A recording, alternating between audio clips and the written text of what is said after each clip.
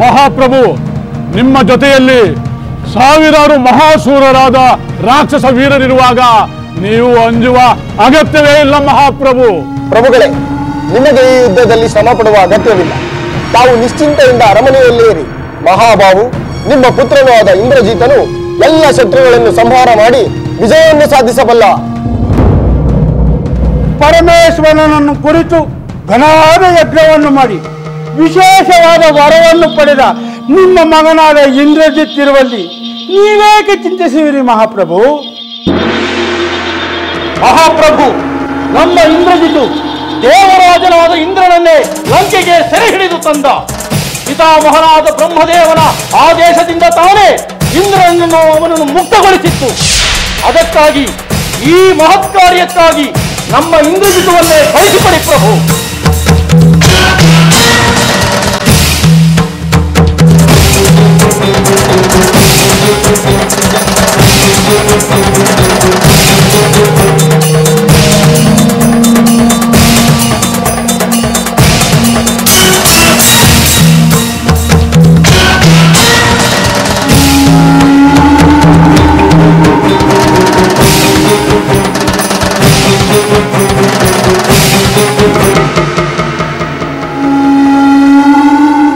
ನೀನೇಕೆ ಸುಮ್ಮನಾದ ರಾಕ್ಷಸ ವೀರ?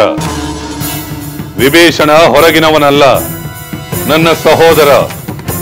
ಲಂಕೆಯ ಹಿತಕ್ಕಾಗಿ ಏನಾದರೂ ಸಲಹೆಯನ್ನು ನೀಡುತ್ತಾನೆ. ಅದನ್ನು ಸ್ವೀಕರಿಸುವುದು ಬಿಡುವುದು ನನಗೆ ಮಾತ್ರ ಸೇರಿದ್ದು. ನೀನು ಮುಂದುವರಿಸು.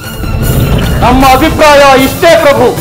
ಆ ವಾನರ ಸೈನ್ಯ ಸಹಿತವಾಗಿ ಆ ಮಾನವ ರಾಮನನ್ನು ನಮ್ಮ ಇಂದ್ರಜಿತು ಒಬ್ಬನೇ ನಾಶ ಮಾಡಬಲ್ಲನು. ಆದ್ದರಿಂದ ಆ ವಾನರರ ಮತ್ತು ಮಾನವರ ಆಕ್ರಮಣಕ್ಕೆ ನೀವು ಕಿಂಚಿತ್ತು ಚಿಂತಿಸಬೇಕಾಗಿಲ್ಲ ಪ್ರಭು. ಜಯ ಖಂಡಿತ ನಿಮ್ಮದೇ. ಭಲೆ ಭಲೆ, ನಿಮ್ಮೆಲ್ಲರ ಅಭಿಪ್ರಾಯಗಳನ್ನು ಕೇಳಿ ನನಗೆ ಅತೀವ ಸಂತಸವಾಗಿದೆ. ನನ್ನ ನಿರ್ಧಾರಕ್ಕೆ ನಿಮ್ಮೆಲ್ಲರ ಬೆಂಬಲ ದೊರೆತಂತಾಗಿದೆ. ಇಂದಿಗೆ ಈ ಸಭೆಯನ್ನು ಮುಕ್ತಾಯಗೊಳಿಸುತ್ತಿದ್ದೇನೆ. ಅಗ್ರಜ, ಈ ಸಭೆಯಲ್ಲಿ ಬುದ್ಧಿವಂತರು ಪ್ರಾಜ್ಞರು ಇನ್ನೂ ಹಲವರಿದ್ದಾರೆ. ಅವರೆಲ್ಲರ ಅಭಿಪ್ರಾಯಗಳನ್ನು ಕೇಳಬೇಕು. ಅಂದರೆ ಪ್ರಾಜ್ಞನಾದ ನೀನು ನಿನ್ನ ಅಭಿಪ್ರಾಯವನ್ನು ತಿಳಿಸಲೇ ಇಲ್ಲಿಗೆ ಬಂದಿರುವಂತಿದೆ. ಹೌದು, ಅದು ನನ್ನ ಪರಮ ಕರ್ತವ್ಯವೆಂದು ಭಾವಿಸಿ ಬಂದಿದ್ದೇನೆ. ಆಗಲಿ, ನಿನ್ನ ಸಲಹೆಯನ್ನು ಕೇಳೋಣವಂತೆ. ಆದರೆ ಈ ಸಭೆಯಲ್ಲ, ಮುಂದಿನ ಸಭೆಯಲ್ಲಿ.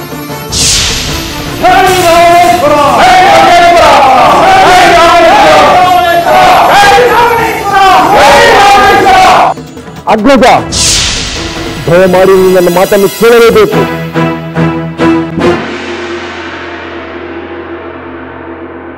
ಅಗ್ರಜ, ದಯಮಾಡಿ ನನ್ನ ಮಾತನ್ನು ಕೇಳಲೇಬೇಕು.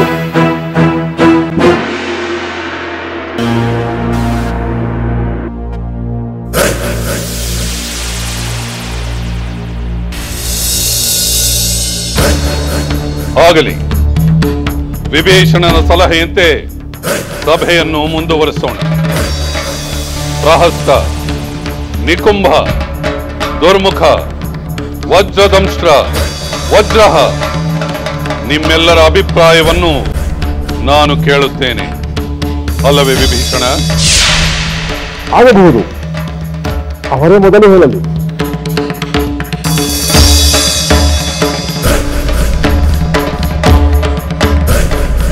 ಮಹಾಪ್ರಭು, ದೇವದಾನವ ಗಂಧರ್ವರನ್ನು ಪಿಶಾಚ ಪಕ್ಷಿ ಸರ್ಪಗಳನ್ನು ಪರಾಜಯಗೊಳಿಸಲು ನಾವು ಸಮರ್ಥರಾಗಿದ್ದೇವೆ. ಹೀಗಿರುವಾಗ ಆ ವಾನರಿಗೆ ನಾವು ಆತಂಕ ಪಡುವ ಕಾರಣವೇ ಇಲ್ಲ.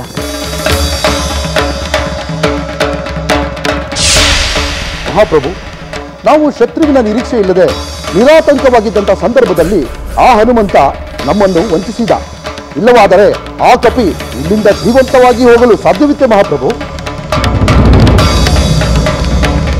ಇಂದು ನಾಳೆ ಎಂದೆಂದಿಗೂ ಆ ವಾನರರಿಂದ ನಿಮಗೆ ಆಪತ್ತು ಸಂಭವಿಸಿದಂತೆ ಮಾಡುತ್ತೇನೆ. ವಾನರರು ಬಂದಿರುವುದು ದುರಾಕ್ರಮಣಕ್ಕೆ, ಅದು ಅಕ್ಷಮ್ಯ. ಇದು ನಮಗೆ ನಿಮಗೆ ಹಾಗೂ ಇಡೀ ರಾಕ್ಷಸ ಕುಲಕ್ಕೆ ಮಾಡಿರುವಂತಹ ಅಪಮಾನ. ಪ್ರಭುಗಳು ಅಪ್ಪಣೆ ಕೊಟ್ಟರೆ ನಾವೀಗಲೇ ಹೋಗಿ ಆ ವಾನರರನ್ನು ಸಮುದ್ರದಲ್ಲಿ ಮುಳುಗಿಸಿ ನಿಶ್ಶೇಷ ಮಾಡಿ ಬರುತ್ತೇವೆ. ಮಹಾಪ್ರಭು, ಮಹಾವೀರನೆನಿಸಿಕೊಂಡ ರಾಮ ಲಕ್ಷ್ಮಣನಿರುವಾಗ ಆ ವಾನರರ ಬಗ್ಗೆ ನಾವೇಕೆ ಯೋಚಿಸಬೇಕು? ರಾವಣೇಶ್ವರ, ನೀವೀಗಲೇ ನನಗೆ ಅಪ್ಪಣೆ ಕೊಡುವುದಾದರೆ ನಾನೀಗಲೇ ಹೋಗಿ ಆ ವಾನರ ವೀರರನ್ನು ಕೊಂದು ಬರುತ್ತೇನೆ. ಬೇಕಾದಾಗ ಬೇಕಾದ ರೂಪಧಾರಣೆ ಮಾಡಬಲ್ಲ ಸಾವಿರಾರು ಮಂದಿ ರಾಕ್ಷಸರು ನಮ್ಮಲ್ಲಿದ್ದಾರೆ. ಯಾರಾದರೂ ಒಬ್ಬರು ಮಾನವ ರೂಪವನ್ನು ಧರಿಸಿ ರಾಮನ ಬಳಿಗೆ ಹೋಗಿ ನಿನ್ನ ತಮ್ಮನಾದ ಭರತನೇ ನಮ್ಮನ್ನು ನಿಮ್ಮ ಬಳಿಗೆ ಕಳುಹಿಸಿದ್ದಾನೆಂದು ಹೇಳಬೇಕು. ಆಗ ರಾಮ ವಾನರ ಸೈನ್ಯವರನ್ನೇ ಇಲ್ಲಿಗೆ ಬರುತ್ತಾನೆ. ಆಗ ನಾವು ನಮ್ಮ ಭಯಂಕರ ಆಯುಧಗಳಿಂದ ಆ ರಾಮ ಲಕ್ಷ್ಮಣರನ್ನು ಅವರ ವಾನರ ಸೈನ್ಯವನ್ನು ನುಚ್ಚು ನೂರು ಮಾಡಿಬಿಡೋಣ. ಕುಂಭಕರ್ಣ ಪುತ್ರ ನಿಕುಂಭ, ನಿನ್ನ ಅಭಿಪ್ರಾಯವನ್ನು ತಿಳಿಸು. ತಂದೆ, ನನ್ನದೊಂದೇ ಮಾತು, ನೀವೆಲ್ಲರೂ ನಿರ್ಭಯವಾಗಿ ಸುರಕ್ಷಿತವಾಗಿರಿ. ನಾನೊಬ್ಬನೇ ಶತ್ರುಗಳನ್ನು ಧ್ವಂಸ ಮಾಡಿ ಆ ರಾಮ ಲಕ್ಷ್ಮಣರನ್ನು ಸಂಹರಿಸುತ್ತೇನೆ. ಭಲೆ ಭಲೆ ಭಲೆ ನಿಕುಂಭ.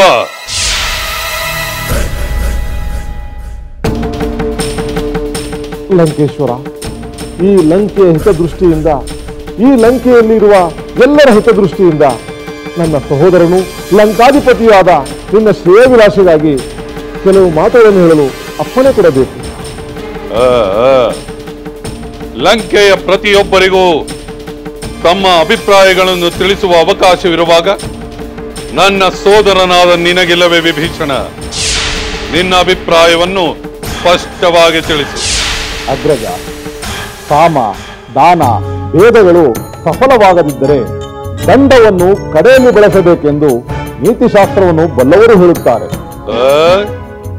ಶತ್ರುಗಳು ಸಮುದ್ರದ ಆ ದಡದಲ್ಲಿ ಬಂದು ಆಕ್ರಮಣ ಮಾಡಲು ಆತರ ಪಡುತ್ತಿರುವ ಈ ಸಂದರ್ಭದಲ್ಲಿ ನೀತಿ ಪಾಠವನ್ನು ಸ್ಮರಿಸುವುದು ವಿವೇಕವೋ ಮೂರ್ಖತನವೋ? ಸರಿ, ಮುಂದೆ ಹೇಳು.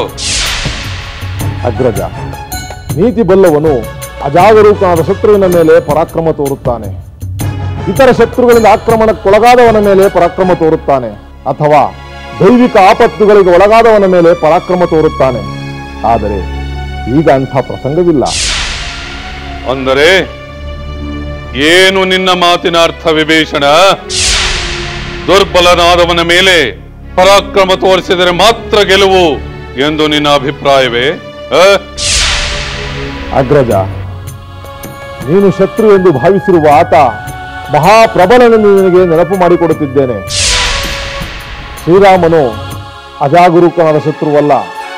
ಆತ ಸಕಲ ಸಿದ್ಧತೆಗಳನ್ನು ಮಾಡಿಕೊಂಡು ಸೇನಾ ಸಹಿತವಾಗಿ ಬಂದಿದ್ದಾನೆ. ಕೇವಲ ಕ್ರೋಧದಿಂದ ಅವನು ಯುದ್ಧಕ್ಕೆ ಬಂದವನಲ್ಲ, ಸಕಾರಣವಾಗಿ ಸಮರ್ಥರ ಸಹಕಾರದೊಂದಿಗೆ ಆಗಮಿಸಿದ್ದಾನೆ. ಸ್ವತಃ ಮಹಾಪರಾಕ್ರಮಿಯಾದ ಶ್ರೀರಾಮನನ್ನು ಪರಾಜಯಗೊಳಿಸುವುದು ಅಸಾಧ್ಯ. ವಿಭೀಷಣ, ಇನ್ನೂ ಯುದ್ಧವೇ ಆರಂಭವಾಗಿಲ್ಲ. ಶತ್ರುವು ನಮಗಿಂತ ಪ್ರಬಲನೆಂದು ಹೇಗೆ ನಿರ್ಧಾರ ಮಾಡಿದೆ? ಅಗ್ರಜ, ಯುದ್ಧ ಮಾಡಿಯೇ ರಾಮ ಪ್ರಬಲನೆಂದು ತಿಳಿಯಬೇಕಾಗಿಲ್ಲ. ರಾಮಚಂದ್ರ ಈ ಹಿಂದೆ ತೋರಿದ ಪರಾಕ್ರಮಗಳು ನಮಗೆ ಎಚ್ಚರಿಕೆಯಾಗಿರಬೇಕು. ಅವನ ದೂತ ಹನುಮಂತ ಈ ಲಂಕೆಯಲ್ಲಿ ಮಾಡಿದ ಸಾಹಸಗಳನ್ನು ನಾವು ಗಮನಿಸಬೇಕು. ಎಲ್ಲಕ್ಕಿಂತ ಮುಖ್ಯವಾಗಿ 100 ಯೋಜನ ವಿಸ್ತಾರದ ಸಾಗರವನ್ನು ದಾಟಿ ಆ ಹನುಮಂತ ಈ ಲಂಕೆಗೆ ಬರುವನೆಂದು ಯಾರು ಊಹೆ ಮಾಡಿದ್ದರು? 100 ಯೋಜನ ವಿಸ್ತಾರದ ಸಾಗರವನ್ನು ದಾಟಿ ಆ ಹನುಮಂತ ಈ ಲಂಕೆಗೆ ಬರುವನೆಂದು ಯಾರು ಊಹೆ ಮಾಡಿದ್ದರು? ಅನಿರೀಕ್ಷಿತವಾದ ಚಂಡಮಾರುತದಂತೆ ಬಂದು ಕಪಿಯ ಚಾಪಲ್ಯವನ್ನು ತೋರಿಸಿ ದಾಂಧಲೆ ಮಾಡಿದ ಆ ಕಪಿಯ ಕಾರ್ಯದ ಮೇಲೆ ರಾಮನ ಪರಾಕ್ರಮವನ್ನು ಅಳೆಯಬೇಡ. ಇದು ಅನಿರೀಕ್ಷಿತ ಚಂಡಮಾರುತವಲ್ಲ, ನಿರೀಕ್ಷಿತ ಚಂಡಮಾರುತ. ಕೇವಲ ಒಬ್ಬ ವಾನರನು ಇಷ್ಟೆಲ್ಲ ಅನಾಹುತಗಳನ್ನು ಮಾಡಬಹುದಾದರೆ ಕೋಟಿ ಕೋಟಿ ವಾನರರು ಬಂದರೆ ಎಷ್ಟೆಲ್ಲ ಅನಾಹುತಗಳನ್ನು ಮಾಡಬಹುದು ಎಂಬ ಎಚ್ಚರಿಕೆಯನ್ನು ಹೇಳಿ ಹೋಗಿದ್ದಾನೆ. ಅದರಂತೆ ಈಗ ಅವರೆಲ್ಲರೂ ಬಂದು ಸೇರಿದ್ದಾರೆ. ನಮ್ಮ ಬಳಿಯೂ ಕೋಟಿ ಕೋಟಿ ರಾಕ್ಷಸ ಸೈನ್ಯವಿದೆ. ಆತುಳ ಪರಾಕ್ರಮಿಗಳಾದ ಹಲವಾರು ರಾಕ್ಷಸ ವೀರರಿದ್ದಾರೆ. ಅಗ್ರಜ, ಶಸ್ತ್ರಾಸ್ತ್ರ ನಿಪುಣತೆಯ ಮೇಲಿನಿಂದಲೇ ಬಲಪರಾಕ್ರಮಗಳನ್ನು ನಿರ್ಧರಿಸಲಾಗುವುದಿಲ್ಲ. ಧರ್ಮದ ಬಲವೂ ಮುಖ್ಯವಾಗುತ್ತದೆ. ಧರ್ಮದ ಬೆಂಬಲವಿದ್ದ ಸೈನ್ಯದ ಬಲವೂ ಹೆಚ್ಚಾಗುತ್ತದೆ, ಅದರ ಜಯದ ಸಾಧ್ಯತೆಯೂ ಹೆಚ್ಚಾಗಿರುತ್ತದೆ. ಅಂದರೆ ರಾಮನು ನನಗಿಂತ ಪರಾಕ್ರಮಿ ಎಂದು ನಿನ್ನ ಭಾವನೆಯೇ? ಹೌದು ಅಗ್ರಜ, ಏಕೆಂದರೆ ರಾಮನ ಧರ್ಮಪತ್ನಿಯನ್ನು ನೀನು ಅಪಹರಿಸಲು ಅವನು ನಿನಗೆ ಯಾವ ಅಪರಾಧ ಮಾಡಿದ್ದ? ಅವನು ನಮ್ಮ ದಾಯಾದಿಗಳಾದ ಖರದೂಷಣರನ್ನು ಸಂಹರಿಸಿದ್ದು ಯಾವ ಧರ್ಮದ ಬೆಂಬಲದಿಂದ? ಕೊಲ್ಲಲು ಬಂದವನಿಂದ ಆತ್ಮರಕ್ಷಣೆ ಮಾಡಿಕೊಳ್ಳುವ ಅಧಿಕಾರ ಪ್ರತಿಯೊಬ್ಬರಿಗೂ ಇದೆ. ಖರದೂಷಣರ ಸಾವು ಆ ಕಾರಣದಿಂದ ಸಂಭವಿಸಿದ್ದ ಹೊರತು ಶ್ರೀರಾಮ ಅವರನ್ನು ವಿನಾಕಾರಣ ಕೊಲ್ಲಲಿಲ್ಲ. ಆದರೆ ಏ ರಾವಣ, ಆ ಖರದೂಷಣರಷ್ಟು ದುರ್ಬಲನಲ್ಲ ಎಂಬುದು ಆ ರಾಮನಿಗೆ ತಿಳಿದಿಲ್ಲ. ಅಧರ್ಮದಿಂದ ಈಗಾಗಲೇ ನೀನು ದುರ್ಬಲನಾಗಿರುವುದು ನಿನಗೇ ಕಾಣುತ್ತಿಲ್ಲ ಅಗ್ರಜ. ಯಾವುದು ಅಧರ್ಮ? ಪರಸ್ತ್ರೀಯರ ಅಪಹರಣ ಅಧರ್ಮ. ಅದು ಪಾಪ ಕಾರಣ, ಆತ್ಮವಿನಾಶಕ, ಅಪಕೀರ್ತಿಗೆ ಮೂಲ. ವಿವೇಚನ, ಮುಗಿದು ಹೋದ ವಿಷಯಗಳ ಬಗ್ಗೆ ಚರ್ಚಿಸಲು ನಾವೆಲ್ಲೇ ಸಭೆ ಸೇರಿಲ್ಲ. ಈಗ ಆಕ್ರಮಣ ಮಾಡಲು ಬಂದಿರುವ ಶತ್ರುವನ್ನು ಹೇಗೆ ನಿಗ್ರಹಿಸಬೇಕು ಎಂಬುದನ್ನು ಚರ್ಚಿಸಲು ಸೇರಿದ್ದೇವೆ. ಅದೇ ಉದ್ದೇಶದಿಂದಲೇ ನಾನು ಹೇಳುತ್ತಿರುವುದು. ನಮ್ಮ ರಾಕ್ಷಸ ಕುಲ ಉಳಿಯಬೇಕಾದರೆ, ಈ ಲಂಕೆ ನಾಶವಾಗದಿರಬೇಕಾದರೆ, ಅಪಕೀರ್ತಿಗೆ ಗುರಿಯಾಗದಿರಬೇಕಾದರೆ, ನಿನ್ನನ್ನು ಸೇರಿ ನಮ್ಮ ಮಹಾ ರಾಕ್ಷಸ ವೀರರು ಮೃತ್ಯುವಶವಾಗುವುದನ್ನು ತಡೆಯಬೇಕಾದರೆ ಈ ಯುದ್ಧ ಪ್ರಯತ್ನವನ್ನು ನಿಲ್ಲಿಸಬೇಕು. ಧರ್ಮಾತ್ಮನು ಮಹಾಪರಾಕ್ರಮಿಯಾದ ಶ್ರೀರಾಮನಿಗೆ ಸೀತೆಯನ್ನು ಒಪ್ಪಿಸುವುದು ವಿವೇಕವೆಂದು ನನ್ನ ದೃಢ ಅಭಿಪ್ರಾಯ. ಸಾಧ್ಯವಿಲ್ಲ, ಅದು ಎಂದಿಗೂ ಸಾಧ್ಯವಿಲ್ಲ, ಅದು ಎಂದಿಗೂ ಸಾಧ್ಯವಿಲ್ಲ.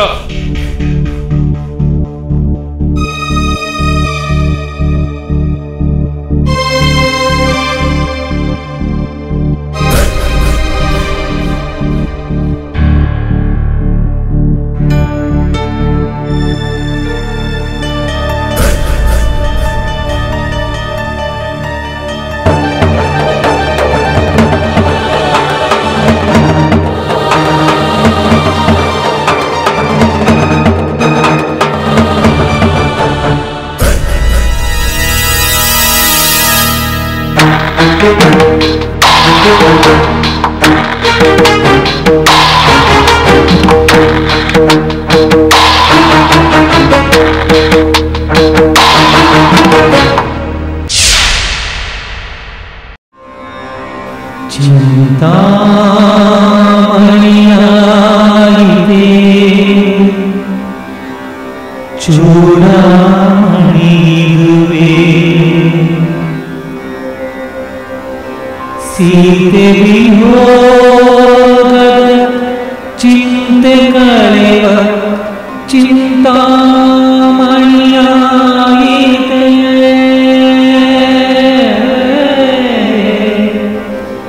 ಸೀತೆ ವಿಯೋಗದ ಚಿಂತೆ ಕಳೆವ ಚಿಂತಾಮಣಿಯಾಗಿದೆ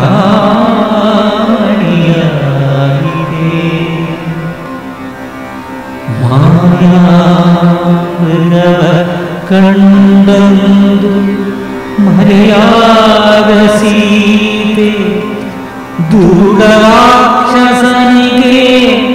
ಸೆರೆಯಾದ ಸೀತೆ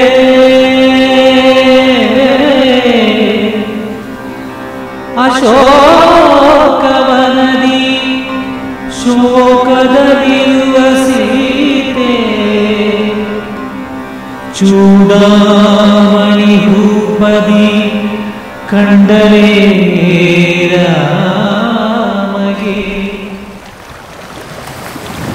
ಸಹೋದರ, ಒಂಟಿಯಾಗಿ ಕುಳಿತು ಏನನ್ನು ಯೋಚಿಸುತ್ತಿರುವೆ? ಮುಂದೆ ನಡೆಯಬಹುದಾದ ಸಮರವನ್ನು ಉತ್ಸಾಹದಿಂದ ನಿರೀಕ್ಷಿಸಬೇಕಾದ ನೀನು ವ್ಯಾಕುಲ ಚಿತ್ತನಾಗುವುದು ಉಚಿತವಲ್ಲ.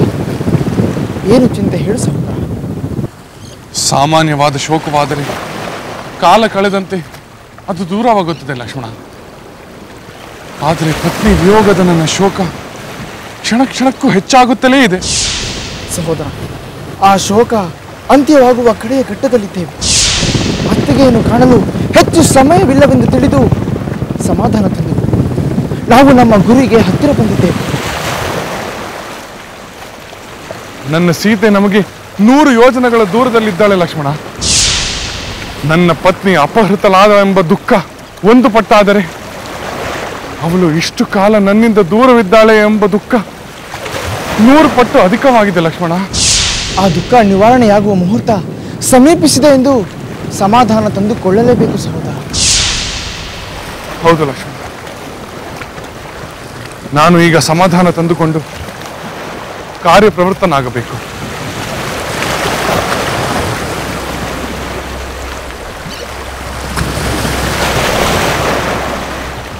ಎಲೆ ವಾಯುದೇವನೇ, ನನ್ನ ಸೀತೆ ಇರುವ ಕಡೆಗೆ ಬೀಸಿ ಹೋಗಿ ನನ್ನ ಪ್ರೇಮದಿಂದ ಅವಳನ್ನು ಸ್ಪರ್ಶಿಸು. ಅವಳ ದೇಹದ ಸುಗಂಧವನ್ನು ಹೊತ್ತು ತಂದು ನನಗೆ ಸಂತೋಷಗೊಳಿಸು. ನನ್ನ ಸೀತೆ ಅಲ್ಲಿದ್ದರು, ನಾನು ಇಲ್ಲಿದ್ದರು, ನಮ್ಮಿಬ್ಬರನ್ನು ಒಂದೇ ಭೂಮಿಯು ಧಾರಣೆ ಮಾಡಿದೆ. ನನ್ನ ಸೀತೆ ಜೀವಂತವಾಗಿರುವಳೆಂಬ ವಾರ್ತೆಯನ್ನು ಪ್ರಿಯನಾದ ಹನುಮಂತ ತಂದ ಮೇಲೆ ನಾನು ಜೀವಿಸಲು ಸಾಧ್ಯವಾಗಿದೆ ಲಕ್ಷ್ಮಣ, ಸಾಧ್ಯವಾಗಿದೆ. ಸಹೋದರ, ನಿನ್ನ ದುಃಖದ ಮನಸ್ಥಿತಿಯಿಂದ ಹೊರಗೆ ನಮಗಾಗಿ ಸನ್ನದ್ಧರಾಗಿರುವ ಅಪಾರ ಸಂಖ್ಯೆಯ ವಾನರರಿಗೆ ನೀನೇ ಉತ್ಸಾಹ ತುಂಬಬೇಕು. ನೀನು ಶೌರ್ಯೋತ್ಸಾಹದಿಂದ ಸಿದ್ಧನಾಗಬೇಕು. ರಾಕ್ಷಸರ ಮೇಲೆ ನೀನು ಅಪ್ರತಿಮವಾದ ಪರಾಕ್ರಮವನ್ನು ಪ್ರದರ್ಶಿಸಬೇಕು. ಕ್ಷತ್ರಿಯೋಚಿತನಾಗಿ ವರ್ತಿಸಬೇಕು. ದುಷ್ಟ ಶಿಕ್ಷಣದ ನಿನ್ನ ಕರ್ತವ್ಯವನ್ನು ಯಶಸ್ವಿಯಾಗಿ ಪೂರೈಸಬೇಕು. ಹೌದು ಲಕ್ಷ್ಮಣ, ಇದು ಪರಾಕ್ರಮ ಪ್ರದರ್ಶನದ ಸಮಯ. ನನ್ನ ಸೀತೆಯನ್ನು ಅಪಹರಿಸಿದ ಆ ದುಷ್ಟ ರಾಕ್ಷಸ ರಾವಣನ ಮೇಲೆ ಆಕ್ರೋಶ ತೋರಬೇಕಾದ ಸಮಯ. ಹೌದು, ಆ ರಾವಣನ ಸಂಹಾರವಾಗುವವರೆಗೆ ದುಃಖವಿರಬಾರದು, ವಿಶ್ರಾಂತಿಯೂ ಬೇಕಾಗಿಲ್ಲ.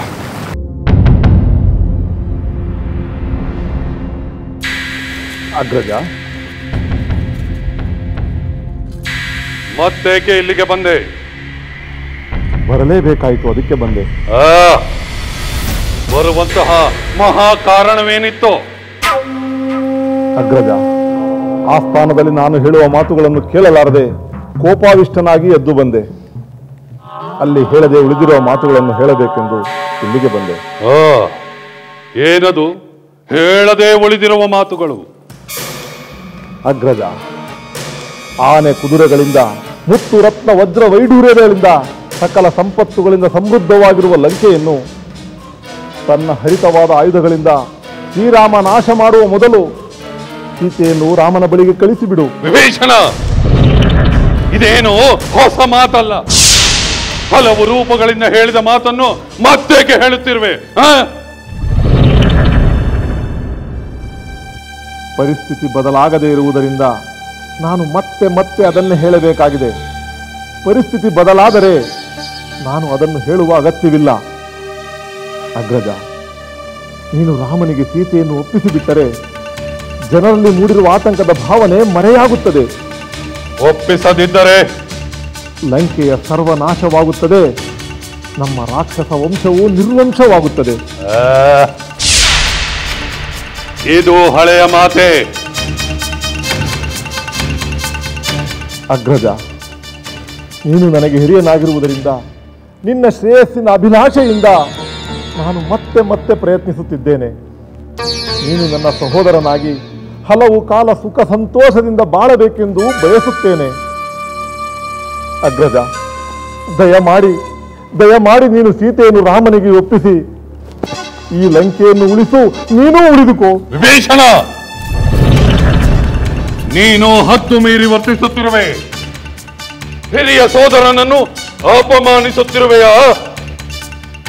ಅಗ್ರಜ, ಅಪಮಾನವೆಂದು ಭಾವಿಸಬೇಡ, ಅಭಿಮಾನವೆಂದು ಹೇಳು. ಧೀಮಂತನಾದ ರಾವಣನು ಜೀವಂತವಾಗಿರಲೆಂದು ಬಯಸುವುದನ್ನು ಅಪಮಾನವೆಂದು ಭಾವಿಸಿ ಅಪಮೃತ್ಯುವನ್ನು ಸ್ವಾಗತಿಸಬೇಡ. ಮೃತ್ಯುವನ್ನೇ ಗೆದ್ದ ಈ ದಶಕಂಠ ರಾವಣನಿಗೆ ಅಪಮೃತ್ಯುವೆ. ಅಗ್ರಜ, ಆವೇಶ ಬೇಡ, ಕೋಪವನ್ನು ಬಿಡು, ಸಹನೆಯಿಂದ ಆಲೋಚಿಸು. ಕೋಪವೇ ಎಲ್ಲ ಪಾಪ ಕಾರ್ಯಗಳಿಗೂ ಪ್ರಚೋದಿಸುತ್ತದೆ, ಧರ್ಮವನ್ನು ಮರೆಸುತ್ತದೆ. ಲಂಕಾಧಿಪತಿ, ಧರ್ಮ ಮಾರ್ಗದಲ್ಲಿ ನಡೆಯುವವನಿಗೆ ಸುಖವೂ ಸತ್ಕೀರ್ತಿಯೂ ಲಭಿಸುತ್ತದೆ. ಮಹಾಶಕ್ತಿವಂತನಾದ ನೀನು ಮಹಾಧರ್ಮಾತ್ಮನೂ ಎನಿಸಿಕೋ. ಪುತ್ರ ಬಾಂಧವರೊಡನೆ ಚಿರಕಾಲ ಬದುಕು. ದಯಮಾಡಿ ಸೀತೆಯನ್ನು ರಾಮನ ಬಳಿಗೆ ಕಳಿಸಿಬಿಡು.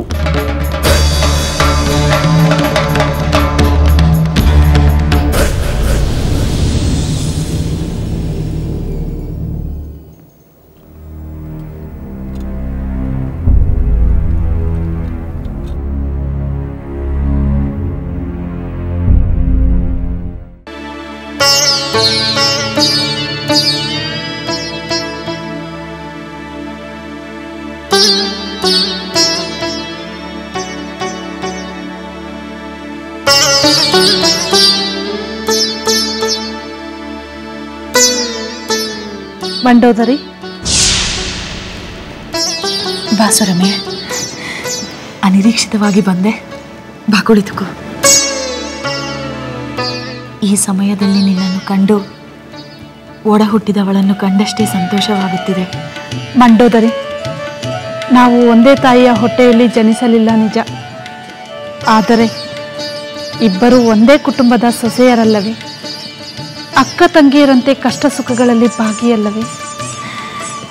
ಸುರಮೆ, ನಿನ್ನ ಮಾತು ನಿಜ. ಆದರೆ ನಾವು ಸುಖಗಳನ್ನು ಹೇಳಿಕೊಳ್ಳುವ ಕಾಲ ಮುಗಿಯಿತೆಂದು ನನಗೆ ಅನಿಸುತ್ತಿದೆ.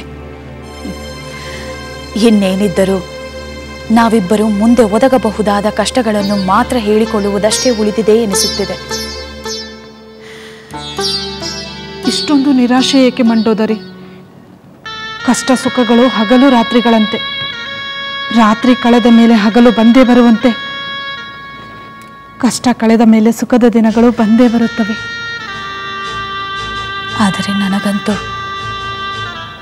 ಈಗ ಆರಂಭವಾಗಿರುವ ರಾತ್ರಿ ಇನ್ನೆಂದೂ ಮುಗಿಯುವುದಿಲ್ಲವೇನೋ ಎಂಬ ಭಾವನೆ ಬರುತ್ತಿದೆ.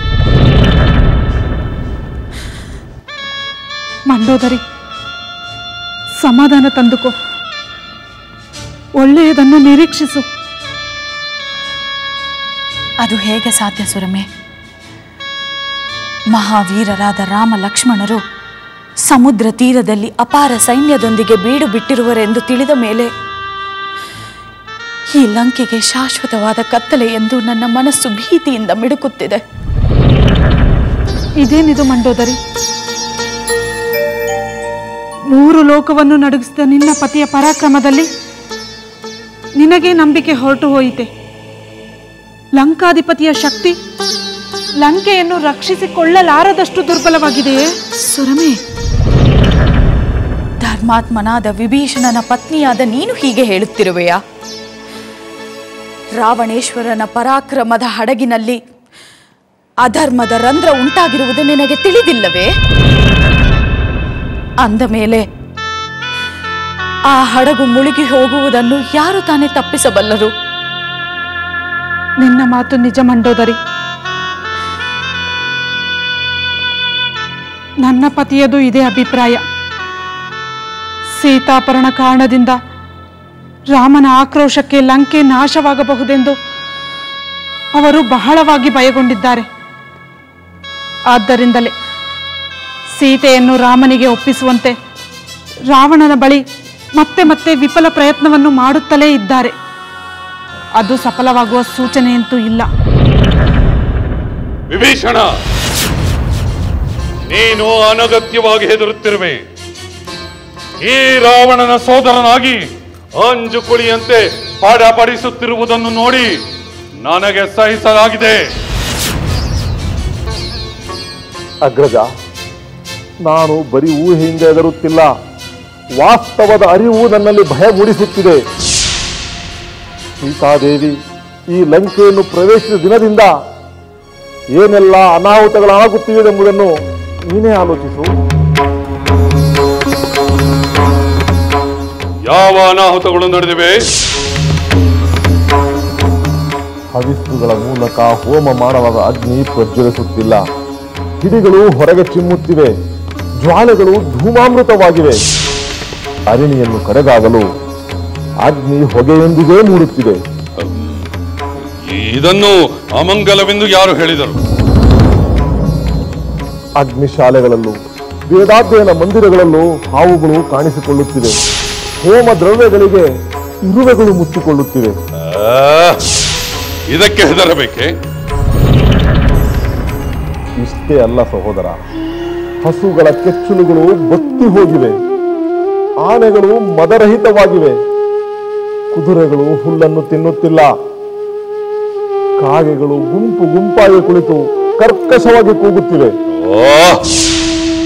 ಅವನ್ನು ಅಟ್ಟಿದರೆ ಹಾರಿ ಹೋಗುತ್ತವೆ. ರಣಹದ್ದುಗಳು ಮನೆಗಳ ಮೇಲೆ ಬಂದು ಕೂಡುತ್ತಿವೆ. ಮುಂಜಾನೆ ಸಂಜೆ ನರಿಗಳು ವಿಕಾರವಾಗಿ ಹೂಳಿಡುತ್ತಿವೆ. ಈ ಎಲ್ಲ ಅಮಂಗಳದ ಅಪಶಕುನದ ನಿವಾರಣೆಗೆ ಪ್ರಾಯಶ್ಚಿತ್ತ ಒಂದೇ ಎಂದರೆ ರಾಮನಿಗೆ ಸೀತೆಯನ್ನು ಒಪ್ಪಿಸುವುದು. ವಿಭೀಷಣ, ಮತ್ತೆ ಮತ್ತೆ ಅದೇ ಮಾತಾಡಬೇಡ. ನನ್ನ ಸ್ವಾರ್ಥಕ್ಕೋ ಲೋಭಕ್ಕೋ ಈ ಮಾತುಗಳನ್ನು ಹೇಳುತ್ತಿಲ್ಲ ಸಹೋದರ. ಲಂಕೆಯಲ್ಲಿ ಪ್ರತಿಯೊಬ್ಬರೂ ಭಯಗೊಂಡಿದ್ದಾರೆ. ಮುಂದೇನಾಗುವುದು ಎಂಬ ಭೀತಿಯಲ್ಲಿ ತಲ್ಲಣಗೊಂಡಿದ್ದಾರೆ. ಆದರೆ ನಿನ್ನ ಭಯದಿಂದ ಅವರಾರೂ ಬಾಯಿ ಬಿಡುತ್ತಿಲ್ಲ. ಒಂದು ವೇಳೆ ನೀನು ನಿನ್ನ ನಿರ್ಧಾರದಂತೆಯೇ ನಡೆದರೆ ಮುಂದೆ ಆಗಬಹುದಾದ ದುಷ್ಪರಿಣಾಮಗಳಿಗೂ ನೀನೇ ಹೊಣೆ ಎಂಬುದನ್ನು ಮರೆಯಬೇಡ. ಆಗಲಿ, ನನ್ನ ನಿರ್ಧಾರಕ್ಕೆ ನಾನೇ ಹೊಣೆಯಾಗುತ್ತೇನೆ. ಆದರೆ ಇಂದ್ರಾದಿ ದೇವತೆಗಳು ಈ ದಶಕಂಠ ರಾವಣನನ್ನು ಗೆಲ್ಲಲಾರರು ಎಂಬುದನ್ನು ನೀನು ನೆನಪಿನಲ್ಲಿಟ್ಟುಕೋ.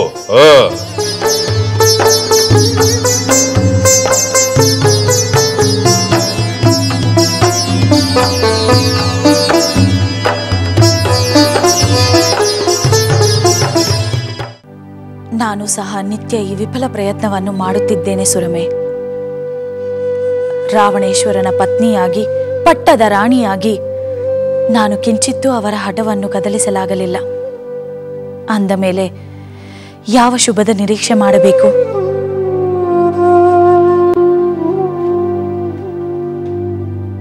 ಹಾಗೆಂದು ನಾವು ತಡೆಯುವ ಪ್ರಯತ್ನ ಬಿಡಬಾರದು. ರಾವಣೇಶ್ವರನ ಈ ದುಡುಕಿನ ಪರಿಣಾಮವನ್ನು ಅರ್ಥ ಮಾಡಿಕೊಳ್ಳುವಂತೆ ಮಾಡಲು ನಾವು ಕಡೆಯವರೆಗೂ ಪ್ರಯತ್ನ ಮಾಡಲೇಬೇಕು. ಎಷ್ಟು ಬೇಕಾದರೂ ಪ್ರಯತ್ನ ಪಡಬಹುದು. ಆದರೆ ಅದರಿಂದ ಫಲ ದೊರಕುವ ಯಾವ ಸೂಚನೆಯೂ ಇಲ್ಲವಲ್ಲ. ಬೇರೆ ಯಾರಿಂದಲಾದರೂ ಹೇಳಿಸಿದರೆ? ಅವರು ಯಾರ ಮಾತನ್ನು ಕೇಳುವುದಿಲ್ಲವಲ್ಲ. ಹೆತ್ತ ತಾಯಿಯ ಮಾತನ್ನಾದರೂ ಕೇಳುವುದರೇನೋ ನೋಡಬೇಕು. ನಾವು ಅವರ ಬಳಿ ಹೋಗಿ ಹೇಳಿಕೊಂಡರೆ ಅವರಾದರೂ ತಮ್ಮ ಪುತ್ರನ ಈ ಪಾಪದ ದಾರಿಯಿಂದ ಹಿಂದಿರುಗಿಸಬಹುದೇನೋ? ನನಗಂತೂ ಯಾವ ನಂಬಿಕೆಯೂ ಬರುತ್ತಿಲ್ಲ. ಆದರೆ ನೀನು ಹೇಳಿದಂತೆ ಪ್ರಯತ್ನಿಸಲು ನನ್ನ ಅಭ್ಯಂತರವಿಲ್ಲ.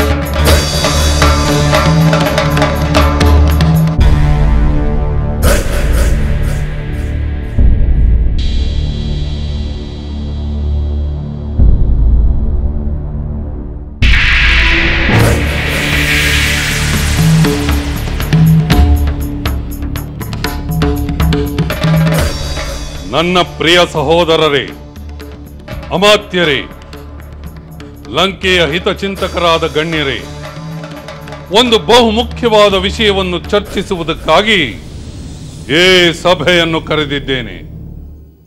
ನಿಮ್ಮ ನಿರ್ಭೀತಿಯ ಮುಕ್ತವಾದ ಸ್ಪಷ್ಟ ಅಭಿಪ್ರಾಯ ನನಗೆ ಬೇಕು.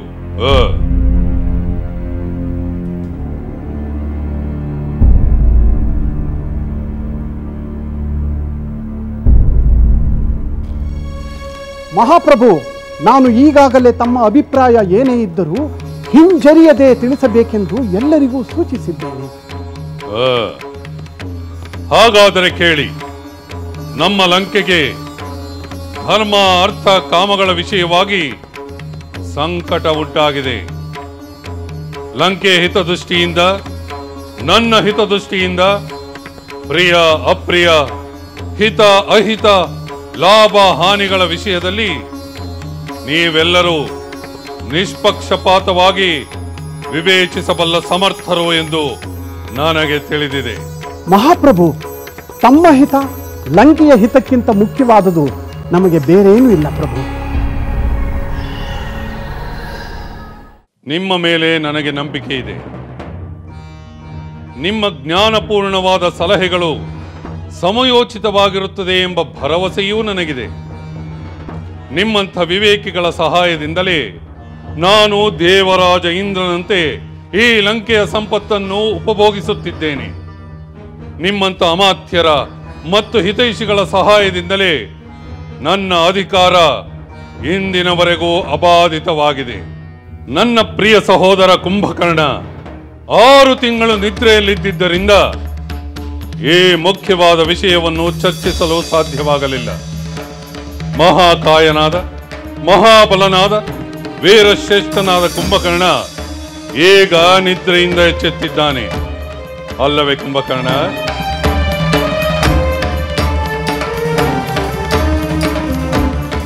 ಹೌದು ರಾವಣೇಶ್ವರ, ಬ್ರಹ್ಮದೇವನ ವರಪ್ರಸಾದದಿಂದ ನನ್ನ ಸುದೀರ್ಘ ನಿದ್ದೆಯಿಂದ ನಾನು ಈಗ ತಾನೇ ಎಚ್ಚರಗೊಂಡಿದ್ದೇನೆ.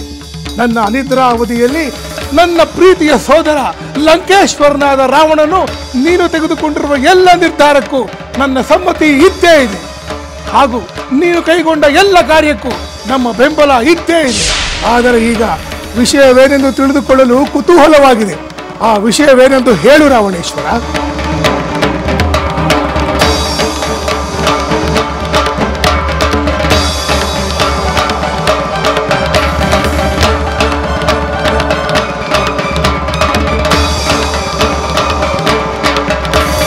ನನ್ನ ಅನಿದ್ರಾ ಅವಧಿಯಲ್ಲಿ ನನ್ನ ಪ್ರೀತಿಯ ಸೋದರ ಲಂಕೇಶ್ವರನಾದ ರಾವಣನು ನೀನು ತೆಗೆದುಕೊಂಡಿರುವ ಎಲ್ಲ ನಿರ್ಧಾರಕ್ಕೂ ನನ್ನ ಸಮ್ಮತಿ ಇದ್ದೇ ಇದೆ. ಹಾಗೂ ನೀನು ಕೈಗೊಂಡ ಎಲ್ಲ ಕಾರ್ಯಕ್ಕೂ ನಮ್ಮ ಬೆಂಬಲ ಇದ್ದೇ ಇದೆ. ಆದರೆ ಈಗ ವಿಷಯವೇನೆಂದು ತಿಳಿದುಕೊಳ್ಳಲು ಕುತೂಹಲವಾಗಿದೆ. ಆ ವಿಷಯವೇನೆಂದು ಹೇಳು ರಾವಣೇಶ್ವರ. ಹೇಳುತ್ತೇನೆ ಕುಂಭಕರ್ಣ, ಹೇಳುತ್ತೇನೆ. ರಾಕ್ಷಸದ ಸಂಚಾರ ಭೂಮಿಯಾದ ದಂಡಕಾರಣ್ಯದಿಂದ ಜನಕಪುತ್ರಿಯೂ ರಾಮಪತ್ನಿಯೂ ಆದ ಸೀತೆಯನ್ನು ನಾನು ಲಂಕೆಗೆ ಕರೆತಂದಿದ್ದೇನೆ. ಕರೆತರಲ್ಲ ಸಹೋದರ, ಅಪಹರಿಸಿಕೊಂಡು ಬಂದೆ ಎಂದು ಹೇಳು. ಹೌದು, ಅಪಹರಿಸಿದೆ. ಅದಕ್ಕೆ ಬೇರೆಯ ಕಾರಣಗಳಿದೆ. ಆ ರಾಮನು ನಮ್ಮ ಸೋದರ ಸಂಬಂಧಿಗಳಾದ ಹರ ದೂಷಣರನ್ನು ಕೊಂದು ಹಾಕಿದ. ಆ ರಾಮನ ಸೋದರ ಲಕ್ಷ್ಮಣ ನಮ್ಮ ಪ್ರಿಯ ಸಹೋದರಿ ಶೂರ್ಪನಖಿಯ ಕಿವಿ ಮೂಗುಗಳನ್ನು ಕೊಯ್ದು ವಿರೂಪಗೊಳಿಸಿದ. ಅದಕ್ಕೆ ಪ್ರತೀಕಾರವಾಗಿ ಆ ಸೀತೆಯನ್ನು ಅಪಹರಿಸಿ ತಂದು ನಮ್ಮ ಅಶೋಕವನದಲ್ಲಿ ಇರಿಸಿದ್ದೇನೆ. ಅಗ್ರಜ ರಾವಣೇಶ್ವರ, ಇದು ಬರೀ ಪ್ರತೀಕಾರದ ಅಪಹರಣವೋ ಅಥವಾ ಎಲ್ಲ ಸ್ತ್ರೀಯರನ್ನು ಮೋಹಿಸಿದಂತೆ ಆ ಸೀತೆಯನ್ನು ಕೂಡ ಮೋಹಿಸಿದೆಯೋ? ಸೋದರ ಕುಂಭಕರ್ಣ, ಸತ್ಯವನ್ನು ಹೇಳುವುದಕ್ಕೆ ನನಗೆ ಯಾವ ಸಂಕೋಚವೂ ಇಲ್ಲ. ಆ ಸೀತೆ ನಿಜಕ್ಕೂ ತ್ರಿಲೋಕ ಸುಂದರಿ. ಅಂತ ಸುಂದರಿಯನ್ನು ನಾನು ಎಂದೂ ಕಂಡಿರಲಿಲ್ಲ. ತುಪ್ಪದಾಹುತಿಯಿಂದ ದೀಪ್ತವಾದ ಅಗ್ನಿ ಜ್ವಾಲೆಯಂತೆ, ಸೂರ್ಯನ ಪ್ರಭೆಯಂತೆ, ಉಜ್ವಲ ತೇಜಸ್ಸಿನಿಂದ ಕಂಗೊಳಿಸುತ್ತಿರುವ ಆ ವಿಶಾಲ ನೇತ್ರಗಳುಳ್ಳ ಆ ಸೀತೆಯನ್ನು ನೋಡಿ ನಾನು ಮೋಹ ಪರವಶನಾಗಿದ್ದೇನೆ. ಕಾಮದೇವನ ಅಧೀನನಾಗಿದ್ದೇನೆ. ಅಗ್ನಿಜ್ವಾಲೆ ಮುಟ್ಟಿದವರನ್ನು ಸುಟ್ಟು ಬಿಡುವುದು ಸತ್ಯವಲ್ಲವೇ ಸಹೋದರ? ಪರಸ್ತ್ರೀಗೆ ಪರವಶನಾಗುವುದರಿಂದ ಆಗಬಹುದಾದ ಪರಿಣಾಮಗಳನ್ನು ಯೋಚಿಸಬೇಕಾಗುತ್ತದೆ. ಹೌದು, ಪರಿಣಾಮವಾಗಿದೆ. ಆ ಸೀತೆಯ ಮೇಲಿನ ಮೋಹ ಸದಾ ಅವಳನ್ನು ಯೋಚಿಸುವಂತೆ ಮಾಡಿದೆ. ನನ್ನ ಮನಃಶಾಂತಿಯನ್ನು ಕದಡಿದೆ. ನನಗೆ ಬೇರಾವ ಸುಖ ಭೋಗಗಳಲ್ಲೂ ಆಸಕ್ತಿಯೇ ಇಲ್ಲದಂತೆ ಮಾಡಿದೆ. ಅಂದರೆ ಆ ರಾಮಪತ್ನಿಯಾದ ಸೀತೆ ನಿನಗೆ ಒಲಿದಿಲ್ಲವೇ? ಇಲ್ಲ ಸಹೋದರ, ಇಲ್ಲ. ಅದೇ ನನ್ನ ಈ ಅಶಾಂತಿಗೆ ಕಾರಣವಾಗಿದೆ. ಲೋಕಗಳನ್ನೇ ಗೆದ್ದ ನಾನು ಈ ವಿಷಯದಲ್ಲಿ ಸೋಲುತ್ತಿದ್ದೇನೆ. ಮತ್ತೆ ಮತ್ತೆ ನನ್ನ ಪ್ರಯತ್ನ ವಿಫಲವಾಗುತ್ತಿದೆ. ಆಕೆಯು ಸದಾ ತನ್ನ ಪತಿಯ ಧ್ಯಾನದಲ್ಲಿಯೇ ಮುಳುಗಿರುತ್ತಾಳೆ. ಆಕೆಗೆ 1 ವರ್ಷದ ಗಡುವು ನೀಡಿದ್ದೇನೆ. ಅಗ್ರಜ, ಮಹಾಪತಿವ್ರತೆಯಾದ ಸೀತೆ 1 ವರ್ಷದ ಗಡುವು ಮುಗಿದ ಮೇಲೆ ತನ್ನ ಪ್ರಾಣ ತ್ಯಾಗವನ್ನಾದರೂ ಮಾಡುತ್ತಾಳೆಯೇ ಹೊರತು ಖಂಡಿತ ನಿನಗೆ ಒಲಿಯುವುದಿಲ್ಲ. ವಿಭೀಷಣ, ಸಾಕು ನಿಲ್ಲಿಸು ನಿನ್ನ ಪರಪ್ರಶಂಸೆಯನ್ನು. ಇದು ಪರಪ್ರಶಂಸೆಯಲ್ಲ ಸಹೋದರ, ವಾಸ್ತವ ಸತ್ಯ. ಸಲ್ಲದ ಕಾರ್ಯ ಮಾಡಿ ಇಲ್ಲದ ಆಪತ್ತು ತಂದುಕೊಳ್ಳುವುದು ಬೇಡವೆಂದು ಹೇಳುತ್ತಿದ್ದೇನೆ. ಆಹಾ, ಈಗ ವಾದ ಮಾಡುವುದರಿಂದ ಏನೇನೂ ಪ್ರಯೋಜನವಿಲ್ಲ. ರಾವಣೇಶ್ವರ, ಸೀತೆಯ ಅಪಹರಣದಿಂದ ಏನಾಗಿದೆ, ನಾವುಗಳು ಏನು ಮಾಡಬೇಕು ಅದನ್ನು ಹೇಳು ರಾವಣೇಶ್ವರ. ಹೇಳುತ್ತೇನೆ ಕುಂಭಕರ್ಣ, ಹೇಳುತ್ತೇನೆ.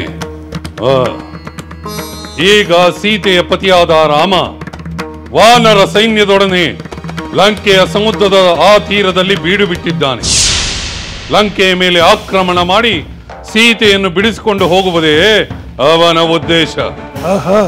ಅಂದರೆ ಈಗ ನಾವು ಆ ರಾಮನ ಆಕ್ರಮಣವನ್ನು ತಡೆಯಲು ಏನು ಮಾಡಬೇಕು ಎಂಬುದು ತಾನೇ ನಿನ್ನ ಯೋಚನೆ? ಹಿಂದೆ ದೇವಾಸುರ ಯುದ್ಧದಲ್ಲಿ ನಿಮ್ಮೆಲ್ಲರ ಸಹಕಾರದಿಂದ ನಾನು ವಿಜಯ ಗಳಿಸಿದ್ದೆ. ಈಗ ಆ ರಾಮ ಲಕ್ಷ್ಮಣ ಸುಗ್ರೀವ ಪ್ರಮುಖಾದಿ ವಾನರ ವೀರರನ್ನು ನಾವು ಗೆಲ್ಲಲು ಸಹಾಯ ಮಾಡಿ ಶತ್ರುಗಳನ್ನು ಧ್ವಂಸ ಮಾಡಿ ರಾಕ್ಷಸ ಕುಲದ ಗೌರವವನ್ನು ಎತ್ತಿ ಹಿಡಿಯೋಣ. ಚಿಂತಿಸಬೇಕಾಗಿಲ್ಲ ಪ್ರಭು. ರಾಕ್ಷಸ ಸೈನ್ಯ ಎಂತಹ ಶತ್ರುವನ್ನಾದರೂ ಸಮರ್ಥವಾಗಿ ಎದುರಿಸಲು ಸಿದ್ಧವಾಗಿದೆ. ಅಮಾತ್ಯರೇ, ವಾಸ್ತವದ ಪರಿಜ್ಞಾನವಿಲ್ಲದೆ ಮಾತನಾಡಬೇಡಿ. ಆ ರಾಮನ ಪರಾಕ್ರಮದ ಅರಿವು ನಿಮಗಿಲ್ಲ. ಕೇವಲ 1.5 ಮುಹೂರ್ತದಲ್ಲಿ ಖರದೂಷಣರಾದಿಯಾಗಿ 14,000 ರಾಕ್ಷಸರನ್ನು ಸಂಹರಿಸಿದ ಪರಾಕ್ರಮಿ ಶ್ರೀರಾಮ. ವಿಭೀಷಣ, ನಮ್ಮ ಅಮಾತ್ಯರಿಗೆ ನಮ್ಮ ಸೈನ್ಯದ ಸಾಮರ್ಥ್ಯದ ಬಗ್ಗೆ ಅರಿವಿದೆ. ಇನ್ನಾದರೂ ನಮ್ಮವನಾಗಿ ಅನ್ಯರನ್ನು ಹೊಗಳುವ ಚಟವನ್ನು ಬಿಟ್ಟು ಬಿಡು.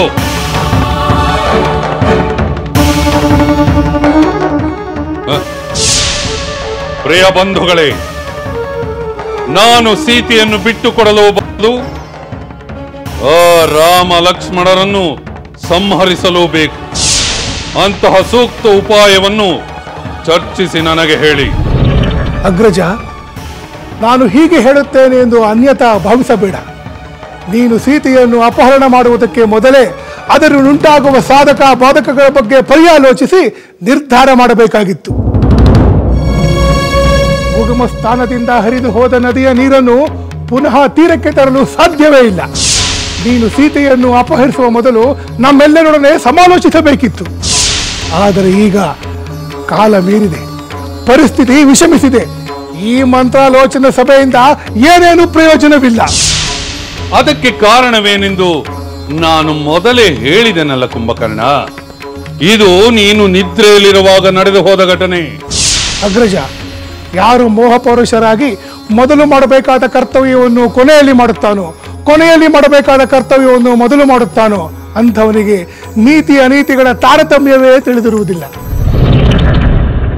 ಕುಂಭಕರ್ಣ, ಈ ನೀತಿ ಅನೀತಿಗಳು ನನಗೆ ಮುಖ್ಯವಲ್ಲ. ನನ್ನ ಸೋದರಿಯ ದುಃಖ, ಖರದೂಷಣರ ಸಾವು ನನ್ನಲ್ಲಿ ಪ್ರತೀಕಾರದ ಕಿಚ್ಚೆಬ್ಬಿಸಿ ನಾನು ಈ ಕಾರ್ಯವನ್ನು ಮಾಡುವಂತೆ ಮಾಡಿತು. ಅದು ಸರಿ ಅಗ್ರಜ. ಆಕ್ರೋಶದಲ್ಲಿ ಅವಿವೇಕ ನಡೆದೇ ಬಿಡುತ್ತದೆ. ಆಮೇಲಾದರೂ ನೀನು ಆ ಸೀತೆಯನ್ನು ರಾಮನಿಗೊಪ್ಪಿಸದೆ ಅವಳ ಮೇಲೆ ಮೋಹಗೊಂಡಿರುವೆ ಎಂದರೆ ಅದು ಎಷ್ಟರ ಮಟ್ಟಿಗೆ ಸರಿ? ಪರಿಣಾಮದ ಅರಿವಿಲ್ಲದೆ ಎಂಥ ಅವಿವೇಕದ ಅಚಾತುರ್ಯವನ್ನೇ ಮಾಡಿಬಿಟ್ಟೆ. ನನ್ನ ದೃಷ್ಟಿಯಲ್ಲಿ ಸೀತೆ ಎಂಬುದು ಒಂದು ವಿಷಪೂರಿತವಾದ ಮಾಂಸವಿದ್ದಂತೆ. ತಿನ್ನಲು ಆಸೆ, ತಿಂದರೆ ಸಾವು. ಇದೇ ನಿನ್ನ ಪರಿಸ್ಥಿತಿ. ಆ ರಾಮನು ನಿನ್ನನ್ನು ಸಂಹರಿಸದೆ ಇನ್ನೂ ಉಳಿಸಿರುವುದು ನೋಡಿದರೆ ಅದು ನಿನ್ನ ಸೌಭಾಗ್ಯವೆಂದೇ ನನ್ನ ನಂಬಿಕೆ. ಕುಂಭಕರ್ಣ, ನಿನಗೂ ವಿಭೀಷಣನ ಗಾಳಿ ಬೀಸಿದೆ. ನನ್ನ ಶೌರ್ಯ ಸಾಹಸಗಳ ಮೇಲೆ ನಿನಗೆ ನಂಬಿಕೆ ಇಲ್ಲವೇ? ಸೋದರ, ನೀನೊಬ್ಬ ನನ್ನೊಡನಿದ್ದರೆ ಸಾಕು. ನಾನು ಯಾರಿಗೂ ಹೆದರುವುದಿಲ್ಲ. ಏನೇ ಆದರೂ ಸೀತೆಯನ್ನು ರಾಮನಿಗೆ ಹಿಂದಿರುಗಿಸುವ ಪ್ರಶ್ನೆಯೇ ಇಲ್ಲ.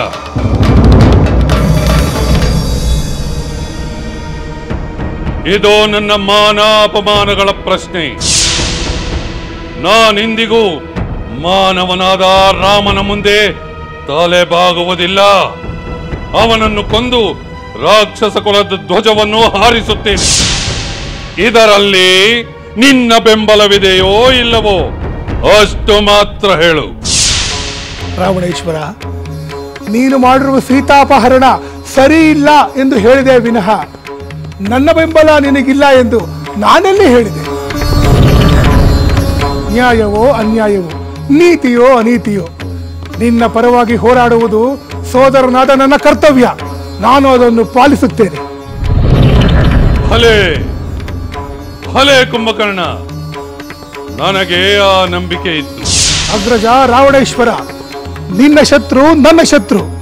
ನಿನ್ನ ವೈರಿಗಳು ಯಾರೇ ಆಗಿರಲಿ, ಅಗ್ನಿ, ಇಂದ್ರ, ವಾಯು, ವರುಣ, ಯಮ, ಕುಬೇರ, ಯಾರೇ ನಿನ್ನ ಶತ್ರುಗಳಾಗಿರಲಿ, ನಿನಗಾಗಿ ನಾನು ಅವರನ್ನು ಯುದ್ಧ ಮಾಡಿಯೇ ಮಾಡುತ್ತೇನೆ. ಅವರನ್ನು ಧ್ವಂಸಗೊಳಿಸುತ್ತೇನೆ. ಪರ್ವತ ಸಮಾನನಾದ ಈ ದೇಹ, ಹರಿತವಾದ ಶೂಲಗಳುಳ್ಳ ನನ್ನ ಈ ಗರ್ಜನೆಯನ್ನು ಕೇಳಿ ಆ ದೇವೇಂದ್ರನೇ ನಡಗಿ ಹೋಗುತ್ತಾನೆ. ಆ ರಾಮನನ್ನು ನನ್ನ ಮೊದಲನೆಯ ಬಾಣದಿಂದ ಅಪಹರಿಸಿ ಎರಡನೆಯ ಬಾಣ ಬಿಡುವುದರೊಳಗಾಗಿ ಅವನ ರಕ್ತವನ್ನು ಹೀರಿಬಿಡುತ್ತೇನೆ. ಇದು ನಿಶ್ಚಯವು. ನೀನು ನಿಶ್ಚಿಂತೆಯಿಂದ ಇರು. ಅಬ್ಬಾ ಸೋದರ ಕುಂಭಕರ್ಣ, ನನಗೆ ಈಗ ಸಮಾಧಾನವಾಯಿತು. ಅಗ್ರಜ, ನೀನು ಧೈರ್ಯವಾಗಿರು. ನಾನು ಆ ರಾಮ ಲಕ್ಷ್ಮಣ ವಾನರ ಸಮೂಹವನ್ನು ನುಂಗಿ ಬಿಡುತ್ತೇನೆ. ಸೋದರ, ನಿನ್ನ ಮಾತುಗಳು ಅಮೃತಪಾನ ಮಾಡಿದಷ್ಟು ಆನಂದವಾಗಿದೆ. ಅಮೃತ ರಾಕ್ಷಸರಿಗಿಲ್ಲ ರಾವಣೇಶ್ವರ. ನೀನು ವಾರುಣಿ ಮದ್ಯಪಾನ ಮಾಡಿ ಸುಖದಿಂದಿರು. ಪ್ರಜೆಗಳ ರಕ್ಷಣೆಗೆ ಗಮನ ಕೊಡು. ನಾನು ಆ ರಾಮನನ್ನು ಯಮಪುರಿಗೆ ಅಟ್ಟಿದರೆ ಆ ಸೀತೆಯು ನಿನಗೊಲಿಯದೆ ಇನ್ನೆಲ್ಲಿ ತಾನೇ ಹೋದಾಳು.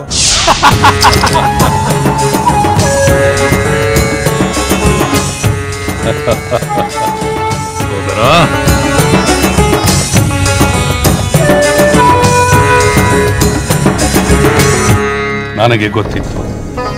ನನಗೆ ಗೊತ್ತಿತ್ತು ನನ್ನ ಮನದಾಳದ ಮಾತುಗಳನ್ನೇ ನೀನು ಹೇಳಿದೆ. ಭಲೆ,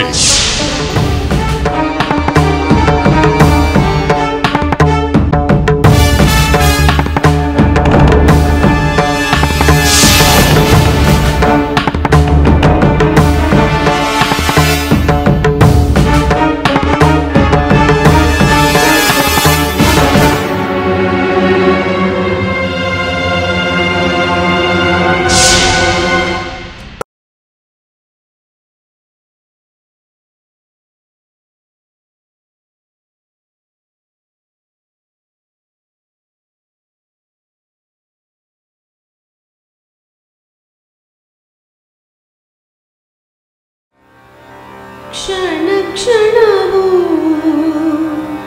ಯುಗವಾದ ಹಾಗೆ ಉಸಿರ ಉಸಿರೇ ನಿಂತ ಹಾಗೆ ಕ್ಷಣ ಕ್ಷಣವೂ ಯುಗವಾದ ಹಾಗೆ ಉಸಿರ ಉಸಿರೇ ನಿಂತ ಹಾಗೆ ನೀವಿರದೆ ನಾನು ನೀರಿರದ ಮೀನು ನಿಮಗಾಗಿ ನಾನು ಬದುಕಿರುವೆನು ಇನ್ನು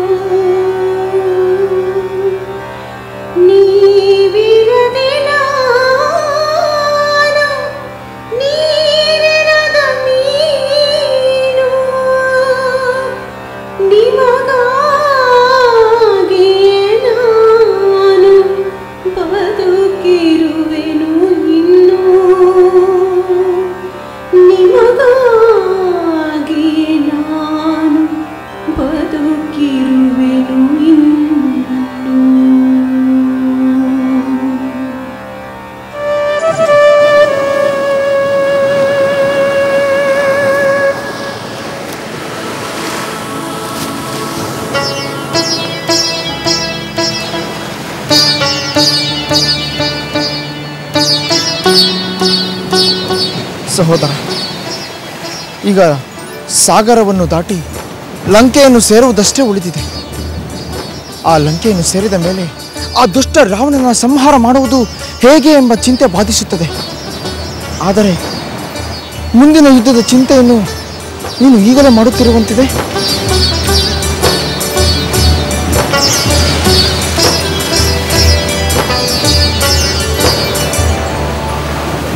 ಈ ಸಮುದ್ರ ತೀರಕ್ಕೆ ಬಂದ ಮೇಲೆ ಇಲ್ಲಿಂದ 100 ಯೋಜನ ದೂರದ ಲೋಕದಲ್ಲಿ ನನ್ನ ಸೀತೆ ಇರುವಳೆಂಬ ಭಾವನೆಯಿಂದ ಅವಳ ಯೋಚನೆಗಳೇ ನನ್ನನ್ನು ಕಾಡುತ್ತಿದೆ ಲಕ್ಷ್ಮಣ. ಆ ವಿರಹದ ಬೇಗೆ ಹಗಲು ರಾತ್ರಿ ನನ್ನನ್ನು ಸುಡುತ್ತಿದೆ. ಈ ಸಮುದ್ರದಲ್ಲಿ ಮುಳುಗಿದರೆ ನನ್ನ ತಾಪ ಕಳೆದು ಹೋಗುತ್ತದೋ ಏನು?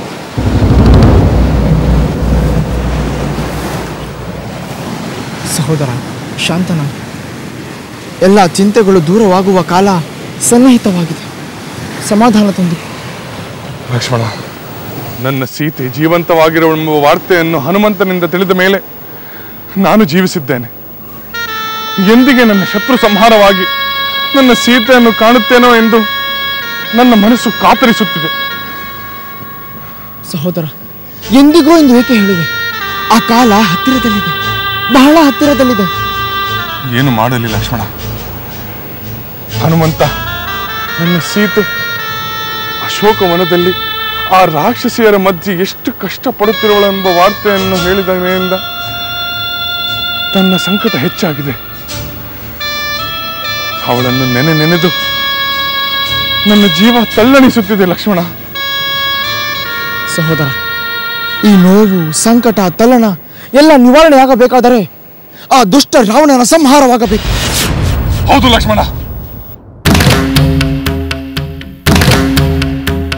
ಆ ರಾಕ್ಷಸರ ಸಂಹಾರವಾಗಬೇಕು. ಇಡೀ ರಾಕ್ಷಸ ಕುಲವನ್ನೇ ವಿನಾಶ ಮಾಡಬೇಕು. ಕಪ್ಪು ಮೇಘಗಳ ಹಿಂದೆ ಮರೆಯಾದ ಚಂದ್ರ ಹೊರಬರುವಂತೆ ಆ ರಾಕ್ಷಸರ ಸೆರೆಯಿಂದ ನನ್ನ ಸೀತೆಯು ಹೊರಬರಬೇಕು. ಆ ರಾವಣನ ಎದೆಯಲ್ಲಿ ನನ್ನ ಬಾಣಗಳೇ ನಾಟಿಕೊಳ್ಳಬೇಕು. ನನ್ನ ಸೀತೆ ಹೊರಬರಬೇಕು ಲಕ್ಷ್ಮಣ. ನನ್ನ ಶೋಕ ದೂರವಾಗಬೇಕು. ನನ್ನ ಶೋಕ ದೂರವಾಗಬೇಕು. ನನ್ನ ಶೋಕ ದೂರವಾಗಬೇಕು. ನನ್ನ ಶೋಕ ದೂರವಾಗಬೇಕು.